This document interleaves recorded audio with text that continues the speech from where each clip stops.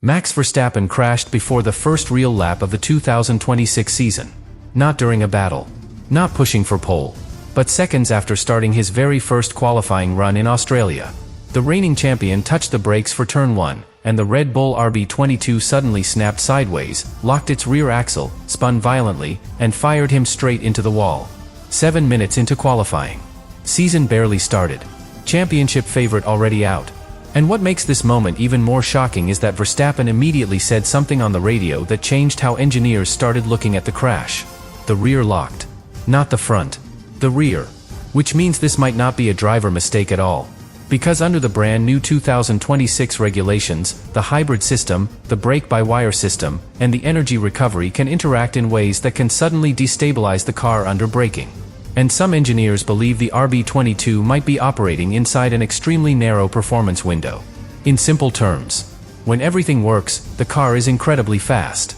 But when one parameter is slightly wrong, the balance collapses instantly. And that possibility becomes even more concerning when you remember something else that happened earlier in the weekend. During practice, Verstappen already lost control once at high speed and damaged the floor of the car, forcing Red Bull to repair a critical aerodynamic component before qualifying even began. Then came the first push lap of the season. The braking zone. The rear lock. The spin. The crash. And suddenly the dominant team of the last era starts the new one with a massive question mark. Because if this accident exposed a real weakness in the RB22, the entire championship picture could be very different in 2026. But the most important detail about this crash is something almost nobody noticed during the broadcast. And once you see it, the entire incident looks very different. The strange part is that the crash did not come out of nowhere. If you go back a few hours before qualifying in Melbourne, there were already warning signs around the Red Bull garage. Small moments. Small problems. Nothing dramatic on the surface. But when you connect them together, they start forming a pattern. Because the RB22 did not arrive in Australia as the perfectly stable machine many people expected. In fact, from the very first practice session, Verstappen was already fighting the car more than usual. Not in a dramatic way, but enough for experienced engineers to notice something unusual. The balance of the car seemed extremely sensitive. One lap it looked sharp and quick. The next lap it looked nervous, especially when entering high-speed corners. And then came the moment that many fans completely missed. During practice, Verstappen lost the rear of the car at high speed and ran through the gravel, damaging the floor of the RB22 and forcing the team to carry out significant repairs before qualifying. Now this may sound like a normal incident. Drivers run wide all the time during practice. But with the new aerodynamic regulations introduced this season, the floor of the car is more important than ever. It is responsible for generating a huge portion of the car's downforce. And even a small structural change can alter how air flows under the car, which directly affects stability, especially under braking. Red Bull mechanics worked quickly. They repaired the damage. They checked the structure.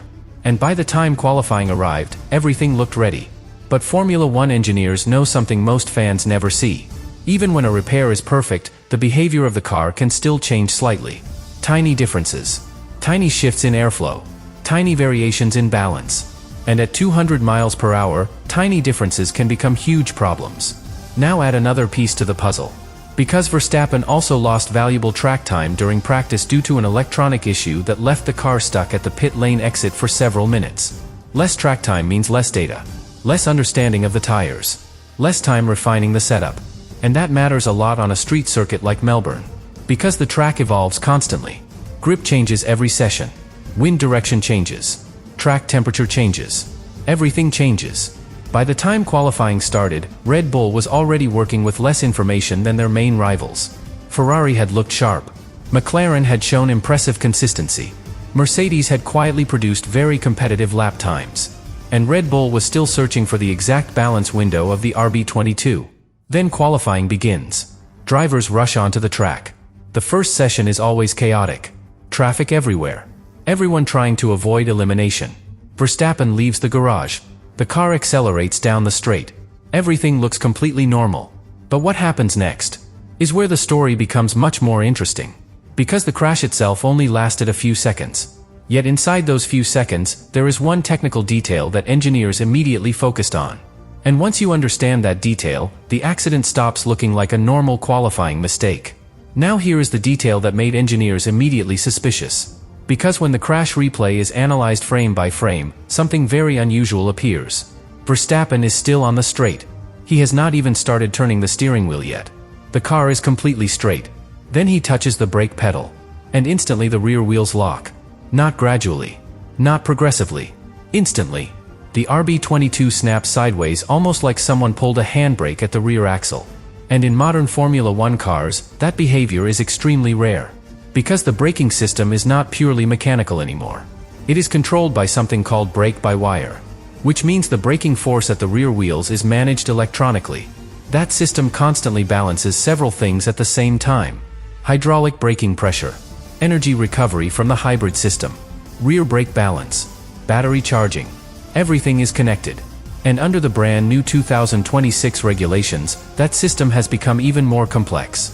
Because the electric motor now plays a much larger role in energy recovery when the driver brakes.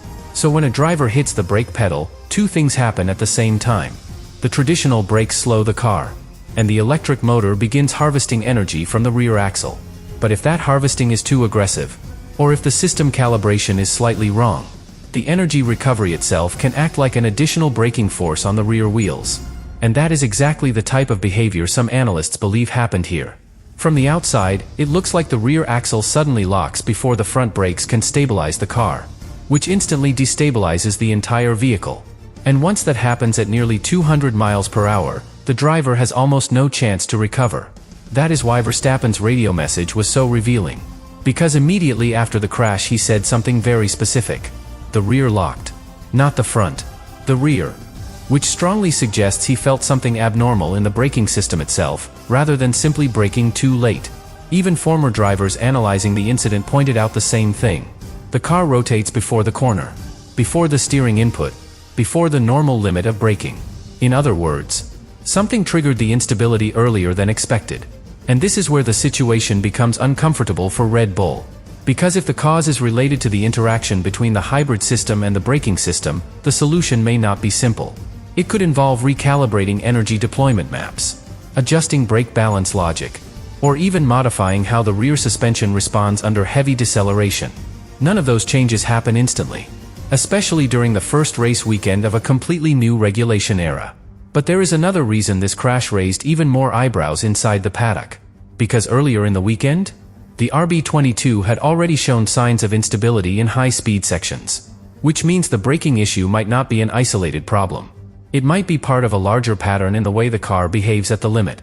And if that is true, then the real story of the Australian Grand Prix might not be the crash itself, but what it reveals about the true performance of Red Bull's brand new car. And that is exactly why many teams will be watching the race tomorrow very closely. Because if Verstappen struggles again while trying to fight through the field, then today's accident may turn out to be the first real warning sign of a much bigger problem. But the crash itself is only half of the story. Because what happened to Verstappen in qualifying suddenly changes the entire situation for the race. Starting from the back of the grid in Melbourne is one of the most complicated scenarios a driver can face.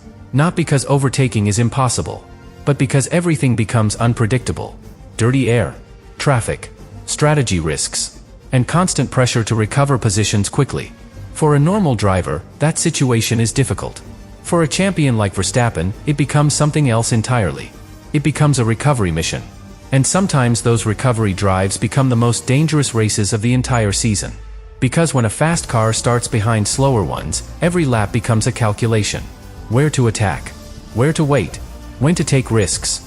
And the first laps of the Australian Grand Prix are especially chaotic. Cold tires, heavy fuel, drivers fighting for position everywhere. Which means Verstappen will likely spend the early part of the race navigating through the midfield. Cars that are slower in pure pace, but extremely difficult to pass. And that raises another critical question about the RB22. Is the car stable enough in traffic? Because the instability we saw under braking in qualifying could become even more dangerous when following other cars closely. Dirty air reduces downforce. Reduced downforce affects braking stability. And when that happens, the rear of the car can become even more unpredictable. Now imagine trying to attack another car into turn 1 with that kind of behavior. That is exactly the scenario Red Bull engineers are worried about tonight. They know the RB22 has incredible straight-line speed. During testing and practice sessions, the car showed very strong top speed numbers compared with several rivals. That could help Verstappen overtake on the long straights in Melbourne. But raw speed alone is not enough. Because if the car becomes unstable the moment he hits the brakes, every overtaking attempt becomes risky. And there is another variable that could make tomorrow even more complicated. His teammate, Isaac Hadjar. For the young driver, this race suddenly becomes a massive opportunity. Because when a rookie enters a top team, the entire world watches how he compares to the champion next to him. But nobody expected that comparison to begin like this, with Verstappen starting at the back, and Hadjar potentially fighting much closer to the front. If Hadjar manages to keep the RB22 stable during the race, it could suggest that today's crash was caused by a very specific setup or system calibration issue. But if he experiences the same nervous behavior under braking, then Red Bull may have a much bigger problem on their hands. A car that is incredibly fast, but dangerously sensitive. And if that is true, the entire championship picture for 2026 could suddenly look very different. Because Ferrari looks strong. McLaren looks consistent. Mercedes appears confident with their new power unit. Which means the era where Red Bull dominated every weekend might not continue as easily as many expected. And that leads us to the most important question after today's qualifying crash.